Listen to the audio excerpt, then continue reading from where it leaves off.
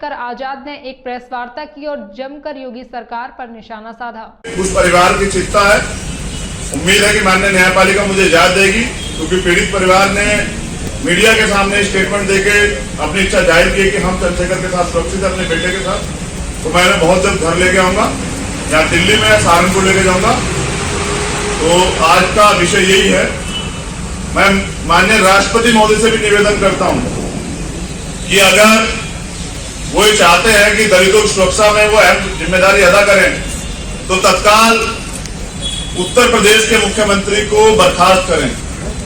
और अगर हमारी मांगों पे सरकार गौर नहीं करेगी, तानाशाही करेगी, तानाशाही रवैया बरकरार रखेगी, तो हम विधानसभा का घेराव करेंगे। और इस घेराव की स्थिति में जो राजनीतिक दल पीड़ित परिवार के घर जा रहे हैं और उनको सच में अगर वो न्याय दिलाना चाहते, राजनीति नहीं कर रहे हैं, उनकी तकलीफ को, दुख को समझते उनके साथ खड़े हैं, तो जिस दिन इस तानाशाही सरकार के खिलाफ मैं घेराव का ऐलान करूंगा, मैं उनसे मांग करता हूं कि वो लोग भी इसका समर्थन करें अगर वो दलितों के हितैषी हैं। धन्यवाद। ये वो पत्र है जो अपराध कर रहे हैं और अपराधियों के समर्थन में, पहली बार देश में ऐसा हो रहा है कि अपराधियों के समर्थन में पंचायतें हो रही हैं। तो ये गलत है। इससे दुनिया में भारत का नाम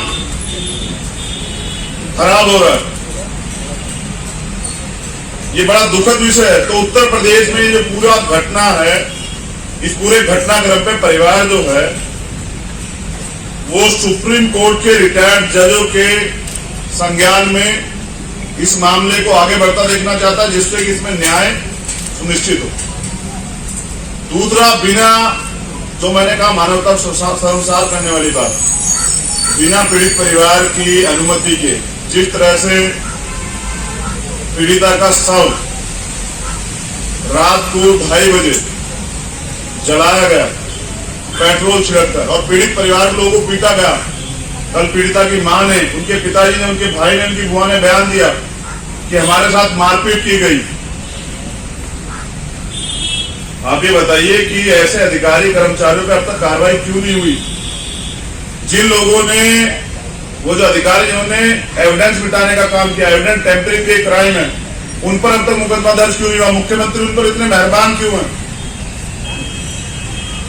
अगर सरकार कंगना रनावत जी को सुरक्षा दे सकती है, वो भी देश की बेटी है, तो फिर दलित परिवार के साथ ऐसा क्यों? क्या दलित परिवार को वायु सैनिक सुरक्षा नहीं मिल सकती है? अब मुख्यमंत्री ने घोषणा की है कि पीड़ित परिवार को एक नौकरी देंगे।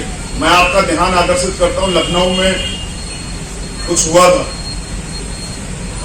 लखनऊ में इसी पुलिस द्वारा एक हत्या की गई थी रात को 1:30 बजे। वो भी हमारा परिवार था। उस परिवार को न्याय देने के लिए जब मीडिया के लोगों ने आवाज उठाई, तो 2 दिन में सरकारी नौकरी दी गई। तो दलितों के साथ इतना भेदभाव क्यों? जब वहां डर है, मुख्यमंत्री ने घोषणा की है, तो पीड़ित परिवार को वहां से अब तक क्यों नहीं हटाया गया? क्यों उनको अब तक शिफ्ट नहीं किया गया? ये डर का खेल है जिसको बनाया जा रहा है, जिसमें कि पीड़ित परिवार न्याय की मांग न करके डर के टूट जाए, लेकिन वो न्याय चाहता है। तो जैसा मैंने कहा, मुख्यमंत्री के झूठे वादे, अगर नौकरी देनी होती तो अब तक नौकरी दी जाती।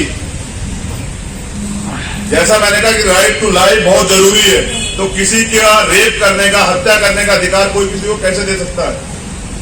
और जिन अपराधियों को संरक्षण मिल रहा है, मुख्यमंत्री उनके जिम्मेदार हैं। तो मुख्यमंत्री अगर देना चाहते हैं तो क्लास 1 की नौकरी दे उस परिवार को, और उस परिवार को लखनऊ या दिल्ली शिफ्ट करें।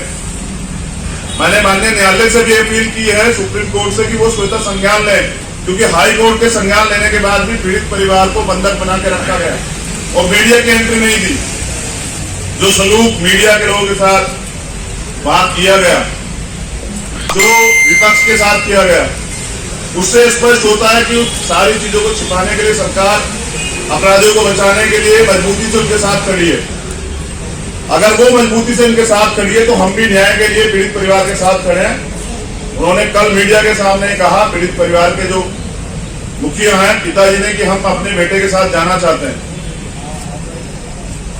हम यहाँ सुरक्षित नहीं है। लेकिन मैंने जब प्रशासन से बात की, उन्होंने कहा कि नहीं, ये नहीं होगा, तो हम लोग कोर्ट गए हैं और उम्मीद है कि माननीय न्यायपालिका से मुझे इजाजत मिलेगी कि मैं पीड़ित परिवार को अपने साथ ला सकूं और उनको सुरक्षा के, जब उनको सुरक्षा में के घेरे में वो आ जाएंगे, मेरे साथ रहेंगे, तो मुझे लगता है कि न्याय की मांग जो है बड़ी मजबूती से उठेगी। इस कड़ी में प्रधानमंत्री तो चुप हैं, लेकिन प्रधानमंत्री ने वोट के नाम पे बड़ी राजनीति की कि हमने दलित को राष्ट्रपति बनाया। मैं उन